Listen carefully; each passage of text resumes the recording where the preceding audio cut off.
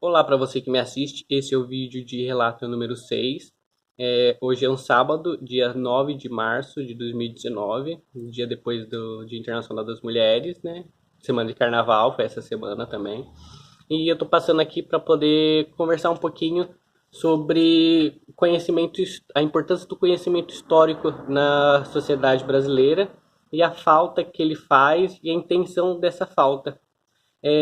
Quando a gente aprende desde pequeno, né, a história na escola, ela é voltada para a gente desenvolver a noção de lugar, de pertencimento, de cultura, né?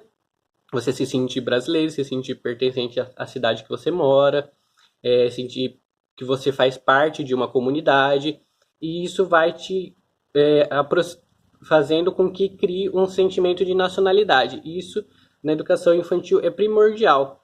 Aí a partir do momento que ele vai passando os anos e a criança vai se desenvolvendo e tal, essa análise, esse sentimento é muito importante para poder fazer com que as pessoas comecem a perceber a diferença entre onde elas moram e outros lugares, por exemplo, regiões do país, né, que o país é muito grande, essa questão de regionalidade faz que a gente perceba diferenças entre uma região e outra, ou mesmo uma cidade e outra quando é criança. Aí, quando chega no ensino fundamental 2 que começa a criança aprender a história geral mesmo, né, que é Grécia, Roma, história africana, história do Oriente, né, que tem que ter. Aí a gente volta desde o começo da história, pré-história, né, do início da escrita e como foi desenvolvido. Então a gente tem não uma ruptura, mas uma pausa no que estava sendo ensinado no Fundamental 1 para poder explicar esses conteúdos do Fundamental 2 que vai dar a desenvolver na criança, no caso ali, até o momento, como que foi que surgiu o ser humano, como que a gente chegou até aqui, né? Porque quando eles estão no sexto ano, eles são terríveis por natureza. Então eles vão começar a questionar, vai ser época de questionamento.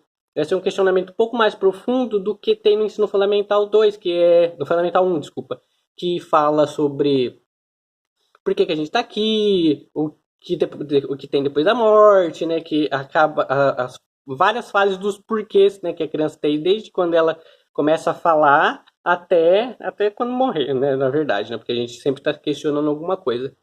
Então aí a gente tem todo esse processo de crescimento, de análise, de pensamento, de construção do ser humano, da criança, depois do adolescente, depois do adulto, do lugar que pertence. Aí o desenvolvimento da ética e da moral junto com a religiosidade, que vem desde lá do berço, né, com a família. E na escola a gente tem que mostrar como que foi desenvolvido os vários locais de povoamento humano, como que essas populações se desenvolveram, como que elas viviam, o que elas acreditavam e as marcas que deixaram para gente, tanto física, que né, são as cidades, os livros, registros em pedra, que nem no caso que é o mais famoso de história antiga, que é as pirâmides, né? Que ainda é uma coisa extremamente fascinante, porque até agora a gente não descobriu como é que foram construídos naquela época. Isso pensando nessa tecnologia que a gente tem agora. E depois, quando ele chega lá no sétimo, oitavo ano, a gente vai começar a ter na história geral a queda de Constantinopla, né? Aí, o fim da Idade Média e começo da Idade Moderna. E no Brasil, na história do Brasil, a gente já vai ter praticamente terminado, né, a época de colonização, vai chegar o Império, o Reinado e depois o Império. E beleza, essa é a parte de conteúdos normais, né, de escola que a gente está acostumado. Mas a gente pega para pensar uma coisa: se é tão importante essa construção desde lá do Fundamental 1, por que muita gente não tem conhecimento histórico? Porque elas não sabem do que aconteceu. Por que a população em geral, principalmente a mais pobre, não tem noção histórica das coisas? Porque Aí eu tava pensando nisso esses dias, estudando, gravei vários vídeos, que seriam os 6, né? Mas acabei não utilizando, tô gravando esse, porque eu tava pensando melhor, para falar melhor, e não tem isso nessa população, né, no geral, porque é intencional do Estado. Aí você fala, nossa, mas por que intencional do Estado? Porque para o Estado e as classes que dominam o Estado, né, que estão lá por trás do governo, o pessoal que tem dinheiro, é importante que a escola não tenha qualidade. É importante que a escola não tenha as ferramentas necessárias que possam tornar eles competidores iguais aos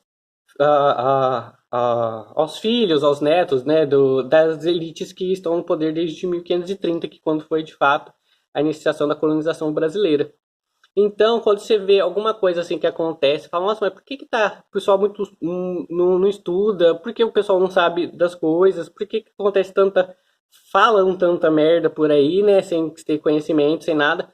Então, assim, parte e tirando a individualidade de cada um, parte é intencional do Estado.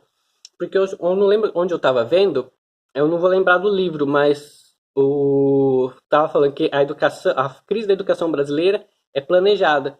Por quê? Porque um povo que não conhece sua história, ela está fadada a repeti-la. Porque se as pessoas, principalmente os mais pobres, perceberem como que é organizado é, toda a vida brasileira, e vai ver que é muito falha, que está beneficiando sempre uma elite. Então, se ela perceber isso, se ela criar condições para que ela faça análise quando ela está na escola, para poder perceber isso, ela vai também criar meios de combater isso, porque não é certo.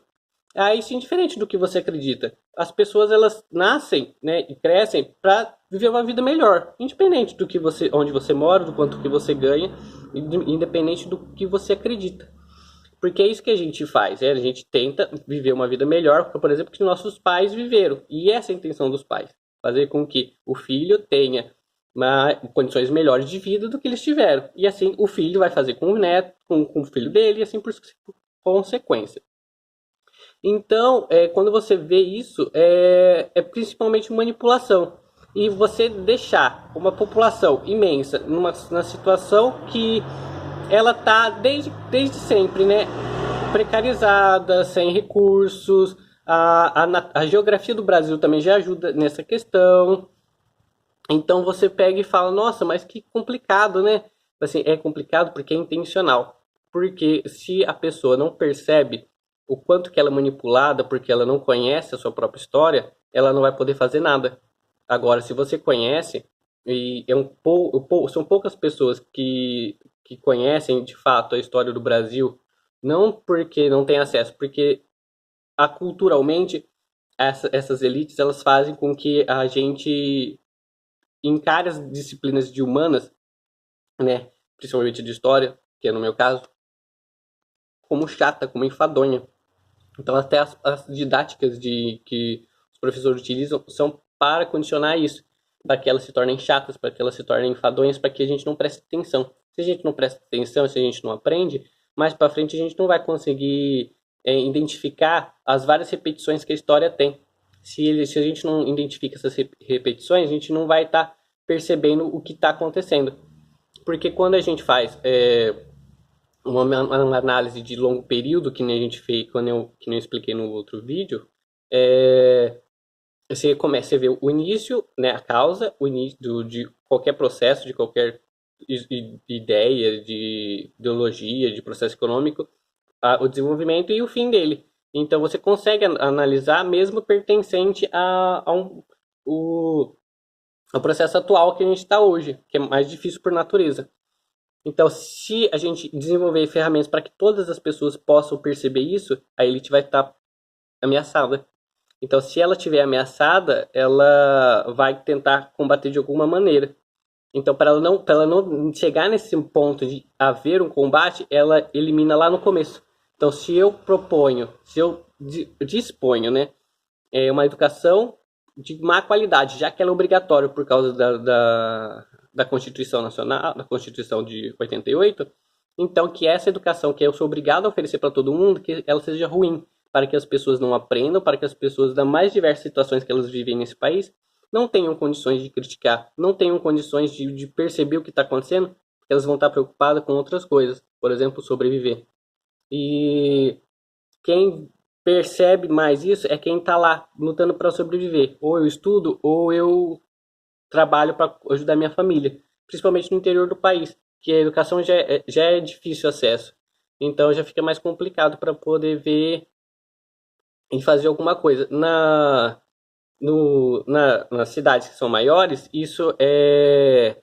Eles colocam a culpa na violência e tal, mas eles não falam por que surge violência, já reparou? O porquê das coisas? Tanto que a gente não sabe o porquê de várias coisas, assim. Se você começar a questionar o porquê de tudo, você vai ver que o quanto que a gente não sabe da nossa própria história, do nosso próprio cotidiano, das aplicações que a gente poderia ter feito na escola. Por quê? Porque é intencional. Aí esse vídeo é mais para poder fazer com que você pense, questione tudo, questione. Por que a gente tá aqui? Por que a gente vive dessa maneira? Por que tem violência? Por que de tudo? Por quê? E o nosso principal meio de, como fala, de instigar o aluno é a curiosidade. Então, se você mata a curiosidade por aulas e metodologias chatas, pronto, eles conseguiram o que eles queriam. Então, se você pensa de alguma maneira, ou assim, parecida ou não, se você tem algo a acrescentar, deixe o seu comentário aqui. Não se esqueça de deixar o joinha, se inscreve no canal e ativa o sininho para poder receber todas as notificações. Até mais.